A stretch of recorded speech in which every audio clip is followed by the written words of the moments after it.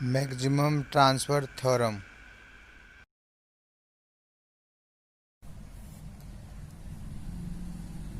अधिकतम शक्ति संचरण प्रमेय, मैक्सिमम पावर ट्रांसफर थ्योरम। ये कोई सर्किट है, इसको हमने चेंज कर रखा है थेवेनिन सर्किट में। मैक्सिमम पावर ट्रांसफर थ्योरम हमेशा थेवेनिन सर्किट में ही अप्लाई करनी है, क्योंकि थेवेनिन सर्किट में एक वोल्टेज स्रोत है, उसकी ये आंतरिक प्रतिबाधा है और ये लोड है। इसका कथन सुनो। यदि इस स्रोत की आंतरिक प्रतिबाधा जेड इक्विवेलेंट लोड प्रतिरोध ZL की अगर कॉम्प्लेक्स कॉन्जुगेट है, सम्मिश्र संयुग्मी है, तो इस स्रोत के द्वारा इस लोड को अधिकतम शक्ति ट्रांसफर की जाती है। देखो, इस प्रमेय के अनुसार कोई विद्युत स्रोत उसके साथ संयोजित लोड को अधिकतम शक्ति संचित करेगा यदि स्रोत की आंतरिक प्रतिबाधा लोड की प्रतिबाधा की संयुग्मी है। कथन देखो, संयुग्मी क्या होते हैं? अगर हमारे पास कोई भौतिक राशि है आयोटा x, इसका संयुग्मी होता है माइनस के आयोटा x। प्रूफ देखो, इस प्रमेय को सिद्ध करने के लिए विद्युत वाहक बल इक्विवेलेंट तथा उसकी आंतरिक प्रतिबाधा जेड इक्विवेलेंट का एक विद्युत स्रोत और ZL के साथ संयोजित किया गया है। तो हमें ये सिद्ध करना है कि जेड इक्विवेलेंट क्या है? स्रोत की आंतरिक प्रतिबाधा। ZL क्या है? लोड प्रतिबाधा। एक दूसरे की संयुग्मी है। संयुग्मी को उसके ऊपर स्टार से दर्शाते हैं। इसका उल्टा भी सिद्ध कर सकते हैं कि ZL star equal to Z equivalent. Circuit में देखो, इससे शक्ति निकालनी, शक्ति मान निकालने पर धारा का मान निकालो। तो इसके द्वारा धारा कितनी जाएगी? इसमें इक्विवेलेंट बटे जेड इक्विवेलेंट प्लस ZL। तो धारा का मान आ गया I इक्वल टू इक्विवेलेंट बटे जेड इक्विवेलेंट प्लस ZL, समीकरण नंबर 1। अब Z एक सम्मिश्र संख्या होती है जिसमें प्रतिघात क्या होते हैं? प्रेरक, कुंडली और संधारित्र तथा प्रतिरोध हो सकते हैं। Z इक्विवेलेंट को मान लिया हमने R equivalent plus iota X equivalent. R equivalent क्या है? स्रोत की आंतरिक प्रतिबाधा प्रतिरोध वाला अवयव। और X इक्विवेलेंट क्या है? प्रतिघात अवयव, जिसमें प्रेरकत्व और धारिता हो सकती है। सिमिलरली लोड को मान लिया हमने ZL equal to RL plus iota XL। RL क्या है? लोड में प्रतिरोध का अवयव। XL क्या है? प्रतिघात अवयव लोड में। प्रतिरोध तो RL है और प्रतिघात अवयव XL है। और ZL क्या है? प्रतिबाधा। समीकरण 2 और 3 से मान समीकरण 1 में रख दिया, तो धारा I का मान ही हो गया। रियल वाले पार्ट को एक साथ लिखा, आयोटा वाले पार्ट को एक साथ लिखा। इसका हमने स्क्वायर कर दिया। स्क्वायर क्या होता है? किसी कॉम्प्लेक्स आर्टिक स्क्वायर करते हैं तो होता है उसी का उसकी संयुग्मी से गुना करना।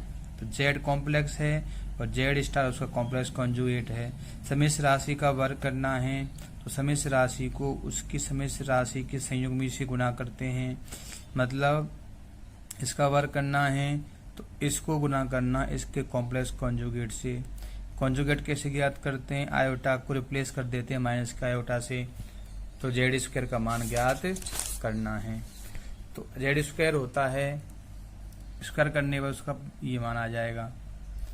अब शक्ति क्या होती है? शक्ति होती है P बराबर I स्क्वायर RL। शक्ति वास्तव में होती है तो I स्क्वायर ZL है, लेकिन क्योंकि प्रतिबाधा उसकी ZL है। शक्ति किसकी होती है? जो खर्च करने की क्षमता रखता है।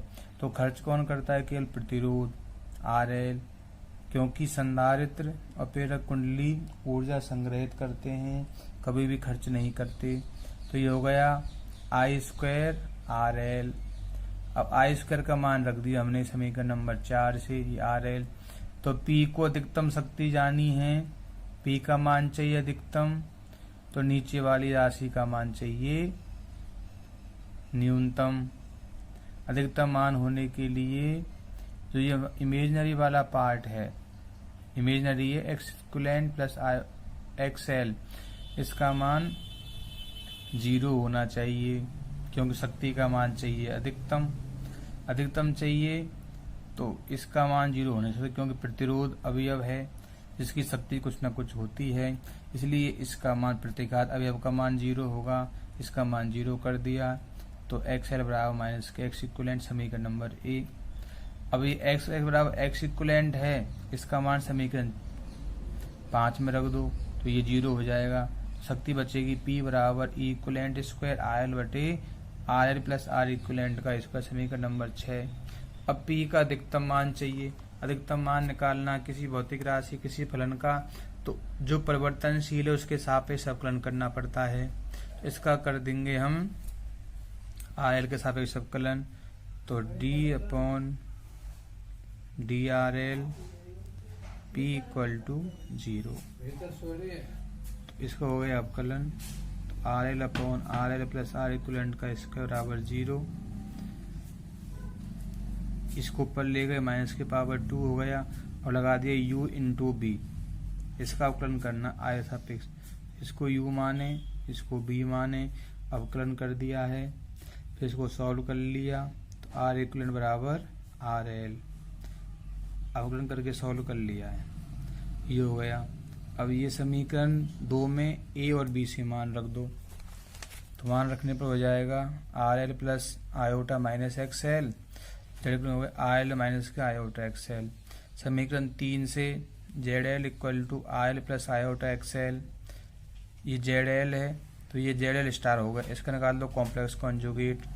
अब समीकरण सी और डी से देखो दोनों सेम हैं, तो क्या हुआ Z equivalent equal to Z L star, मतलब ये कॉन्जुगेट है। प्रतिरोध जो लोड है उसका कॉन्जुगेट है स्रोत की आंतरिक प्रतिबाधा। स्पष्ट है कि अधिकतम शक्ति संचरण के लिए लोड तथा सेल का प्रतिरोध समान होना चाहिए। प्रतिरोध दोनों का समान है तो लोड स्रोत से अधिकतम शक्ति प्राप्त करेगा। समीकरण ए ये स्पष्ट है, देखो X L equal to minus X equivalent. X L क्या है, लोड में प्रतिघात अवयव, एस इक्वलेंट स्रोत में प्रतिघात अवयव, दोनों के मान समान हैं। इनके बीच फेज ऋणात्मक चिन्ह है तो 180 का है। कहने का अर्थ ये हुआ कि लोड का जो प्रतिघात अवयव है स्रोत की आंतरिक प्रतिघात अवयव का विपरीत होता है। अगर लोड में प्रेरकत्व है तो स्रोत की आंतरिक प्रतिबाधा में धारिता होगी, अगर लोड में धारिता है तो स्रोत की आंतरिक प्रतिबाधा में प्रेरकत्व होगा, जिससे ये दोनों एक दूसरे के प्रभाव को निरस्त कर सकें। अब शक्ति कितनी जाएगी, तो जेड इक्वलेंट का मान आर एल का मान आर एल रख दो, तो ये शक्ति अधिकतम शक्ति है, इसमें आर इक्वलेंट का मान आर एल सिद्ध कर चुके हैं। एक्स इक्वलेंट मान एक्स एल रख दो माइनस एक्स एल, तो इसको सॉल्व किया तो ये हो गया।